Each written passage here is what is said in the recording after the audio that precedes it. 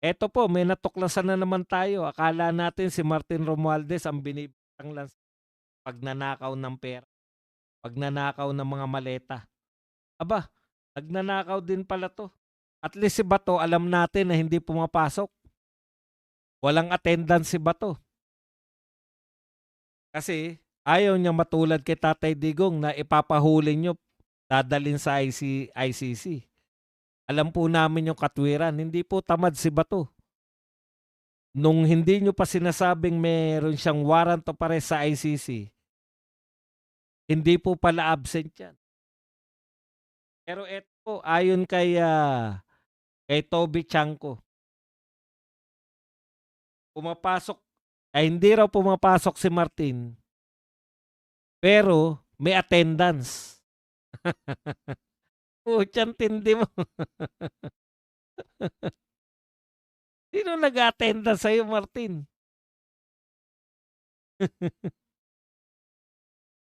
Aminado tayo, si Bato hindi pumapasok sa Senado. Kasi nga, alam nyo na, 'di ba? Dahil sa ICC. Eh si Martin Romualdez, matagal na raw hindi pumapasok pero nung tinignan daw ni Toby Chanko, may attendance. Puta, panay pandurugas na. Natural na lang yung pati ba naman na attendance, dudugasin nyo pa? Ang tindi. Talagang all out naman durugas. Yan yung sinasabi ko sa inyo, mga kapatid. Kung magnanakaw si BP Sara, bakit nanakawin niya lang yung confidential fund? Ang magnanakaw po, wala pong patawad yan kahit po yung lantad nanakawin yan. Bakit yung sinasabing confidential lang ang ninanakaw, di ba? Kasi wala talaga kayong ebidensya. Dito, tignan nyo si Martin. Mandurugas. Pati attendance, dinudugas. Ayon po yan kay Toby Chanko. Ngayon, ang tanong ko, ang dami na pong paratang ni Toby Chanko, di ba? Oh. Sa dami po ng paratang ni Toby Chanko, bakit walang nagkakaso sa kanya? O kasuhan ngayon.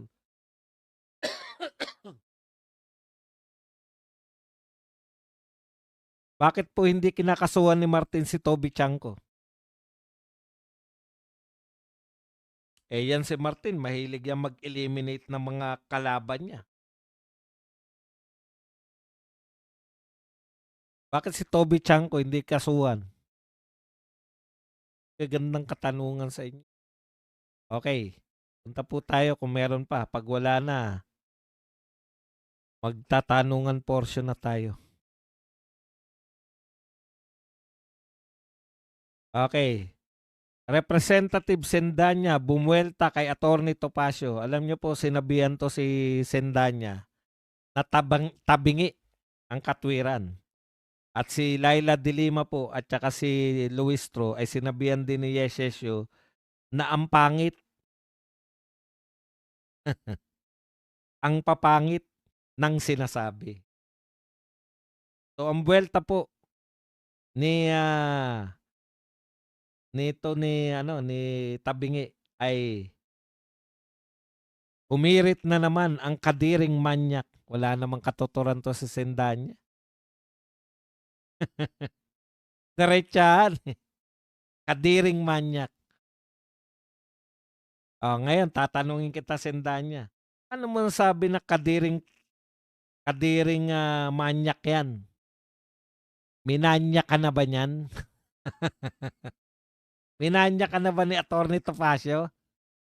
Puta, ini-imagine mo lang yatang manyak eh. Tapos, baka may pagnanasa ka kay Topacio. Ha? Ano mo nasabi na si Topacio ay kadiring manyak? Minanya ka na ba?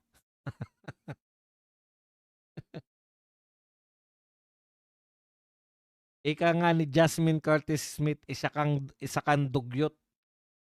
Grabe, no? Hindi ikaw, pinaringgan ka lang na dugyot daw at manyak.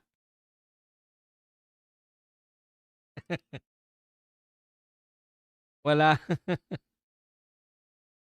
walang, wala nang basta manyak. salita na yun baka mabatas tayo ni YouTube.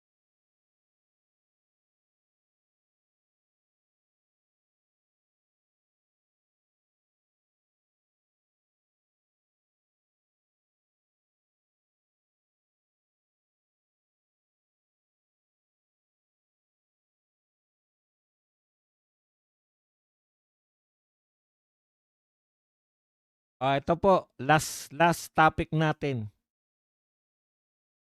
Ayon po sa Rappler, 6 na taong Biyernes Santo kapag si Sara ang nanalo. Tama po yan. Araw-araw po Biyernes Santo. Sa mga magnanakaw, sa mga kriminal, sa mga rebelde, no? 6 na taon po dahil magdudusa po talaga kayo kay BP Sara. Sa mga drug lord at pusher, sa mga kriminalidad, dito po sa mga magnanakaw sa gobyerno, 6 na taon talaga. Tama ang Rappler. Pag nanalo si BP Sara, 6 na taon kayong Biyernes Santo. Malulungkot ang pagmumukha nyo. Hanggat nariyan si BP Sara, hindi na naman kayo makakapagnakaw. Hanggat nariyan si BP Sara, mangangayayat na naman kayo lahat.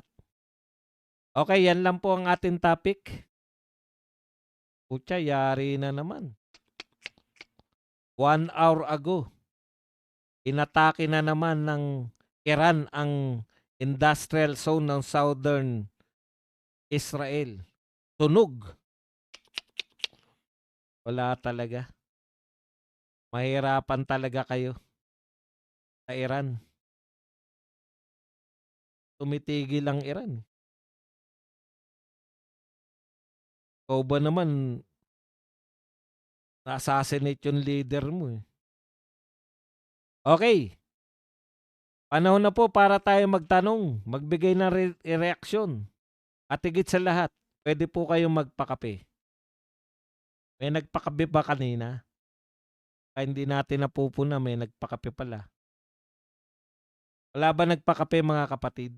Hindi natin nabati. O ngayon lang tayo. Nag-react agad si Tabi. Sensitive kasi sila, Sir Buds, kaya ganun.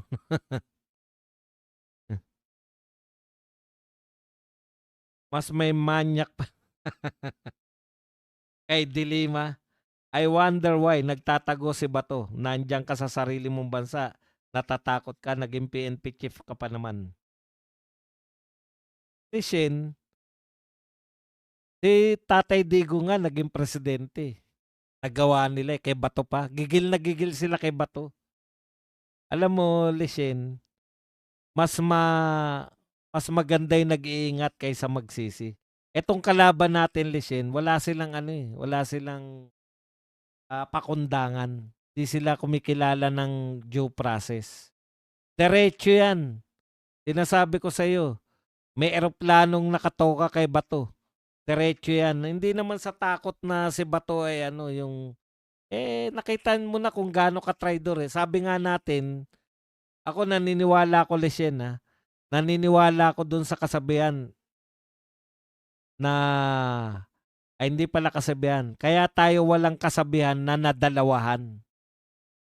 Alam mo kung bakit? Pag naisahan ka, kasalanan yun ng isa sa'yo kasi nawaisan ka eh. Pero pag ikaw nadalawahan, hindi na kasalanan yun. Diba? Alam mo na nga ganyan ang gagawin eh. Bakit? Yun lang po yun. Drogon correction, frailty. Drogon, meron boss. Pati si Rappler, 6 na taon din silang guto. Correct. Pag narinig ko na si Dilima, tumawag, Badong. Imelda Marimla. Boss, pasensya ka na pero pas muna ako kay Robin. Pag nasama sa lineup, siguro agree ka naman sa akin. Di po. Kung ano po ang lineup ni BP Sara. Kasi pag ako po kumilala ng leader,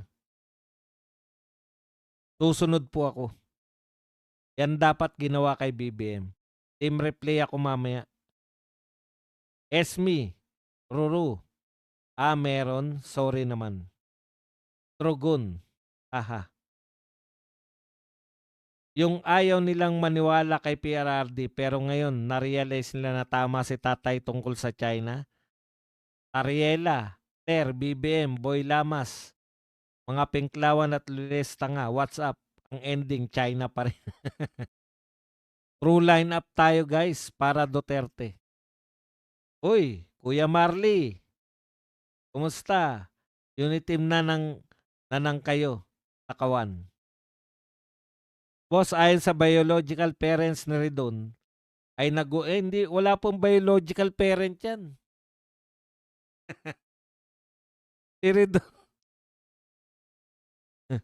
kung yung iba po tinatawag natin singaw lang, si Redon po ibang klase yan. Tumubo po yan. Tumubo yan yung sa Dolomite, nung wala pa pong Dolomite. EBS po yan naarawan, tapos gumulong sa Manila Bay. O yun, nagkaroon ng buhay. Kaya wag niyo pong sabihin na may parent yan. Nagwo-worry ito dahil binalaan ito ng pedyan nito nung pinanganak sa inido. Kapag sobrang iyak, magiging anim ang butas ng ilong. Salamat, Lulu. Susuguri na naman daw ng mga kampon ni Diablo ang KOJC after Holy Week. Talagang gusto nilang magkagulo para mag-declare ng martial law si Ngagba. Hindi po.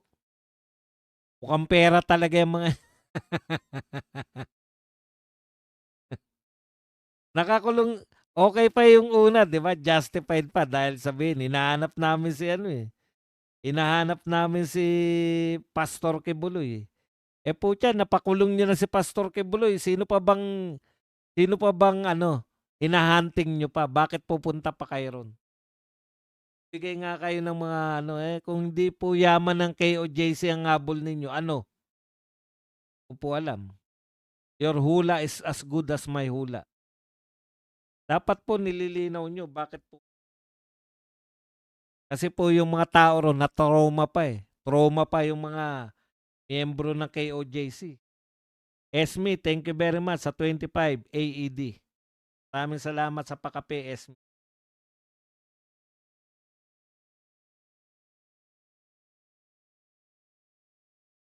Doc Aratilis, nakasalubong ko kahapon si Atty. Guanzon. May picture pa nga kaming dalawa. Sabi pa niya, nabutigon si BBM na ibig sabihin ay sinungaling, and we agreed on one thing. Nagmano pa nga ako. Pads, gusto ko ang galit na galit ka sa gobyerno. Tuloy lang live dito lang kami lagi. Gabi na po Mahirap na po maggalit nga. Tsaka kanina nag-date kami ng family kaya hindi po ako masyadong galit ngayon dahil nakakatuwa kahit wala naman kayong pinagkukwentuhan, kahit kumakain lang naman kayo, di ba? Okay din Nakakaano talaga yung pamilya. Nakaka-refresh. Bro Cap Elsar, Kuya Marley, yan. Yan. Sir. Tara Ilago, bantayan mo ang sarili mo. Ma'am, baka malawayan ka ni ano.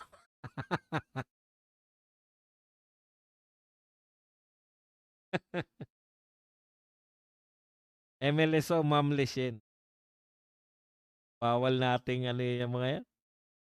Apikon yan pag mga seksualidad Saan kumuha ng kapal ng mukha si Bangag na natatakot siyang masayang ang legasya niya? Nang susunod sa kanya, ibang klase paglakas ng amats. Alam niyo po, ako naniniwala naman ako may takot siya sa susunod na administrasyon Pero hindi po dahil baka hindi ituloy ang legasya niya. Alam niyo na kung bakit. Parang mag-agree na ako sa medyo mainit si Topacio. Biruin mo, naamoy lang si Ilago, nag-init na. Ano pa kaya kung nagkadikitan sila ng balat?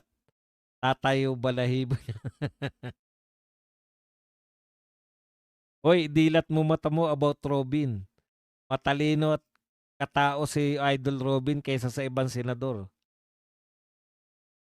mas maalam pa sa batas. Como hindi nag-e-English, akala niyo hindi na matalino si Idol, kaya gusto niya Tagalog. Hoy ka rin, kung ako man yan. Sabi ko nga, susuportahan ko si Robin kasama sa lineup. Kahit, eto po real talk tayo. Kahit po, pinupuri ko si Guanzon, kung hindi po siya kasama sa lineup, doon po ako sa lineup ng ni Sara Duterte. Nagagalingan ako kay Guanzon. Tutuwa ako kasi siya lang yung totoong dilawan, sila ni... Pero dilawan din. Dilawan pa rin yan di ba? Kaya lang nga, kung nakumbinsi niya si BP Sara, suportahan natin. Pero kung hindi sinama sa lineup ni BP Sara, baka nadala na si nadala na sa mga manggagamit. Elsar Kainggoy, si Ridon ay isang kulangot na tinubuan ng ilong. Sir Kuya Marley, na maghanap daw sila ng drugs laboratory. Pero yun, no? Ang ganda po ng panawagan, no?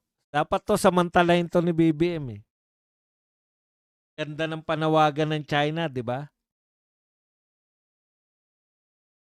Mag-ano na lang tayo, magtulungan na lang tayo, economic, sabi ng China kay BBM.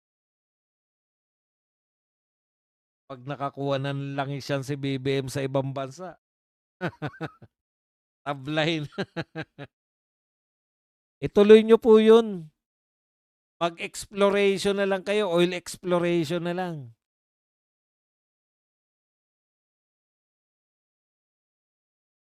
Ako ito Hindi nyo ba napuna si Redon ang pinaka-active sa bumibira ngayon? Daig niya pa yung mga bumibira noon, di ba? Alam nyo kung anong pananaw ko dyan? Ang pananaw ko dyan kay Redon kasi hindi siya congressman noon.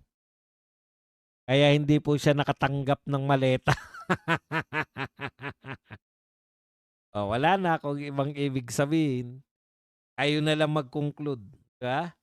Kung hindi ka congressman noon, hindi ka nakatanggap ng maleta, aragoy. Aragoy ang tawag sa... Kaya nagsusumikap ngayon. Bakit? Malay nyo na.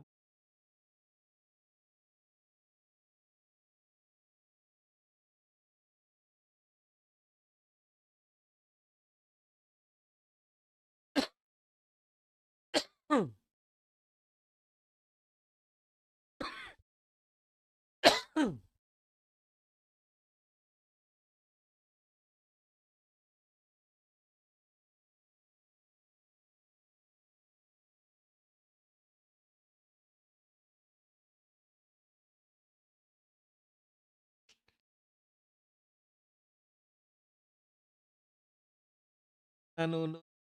Eh, may commercial.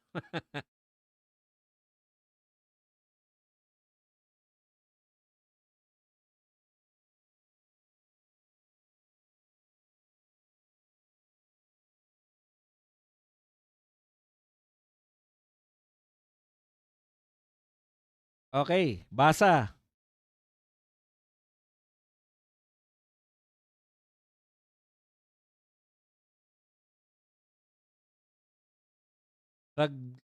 Si Redon parang galit lagi. Drug lab daw ang hanapin sa KOJC boss. Sa 16 days nila na nagukay na sila lahat. Lahat-lahat tapos papasukin nila uli. Kunwari lang yan boss. Gusto nila ang kinin pag napasok di na alis. Manong Badong, natutuwa ako pag galit ka habang nagbablog. Keep it up, thumbs up dan. Hindi po ako, naku yun. Yun ang problema natin. Tak na ako.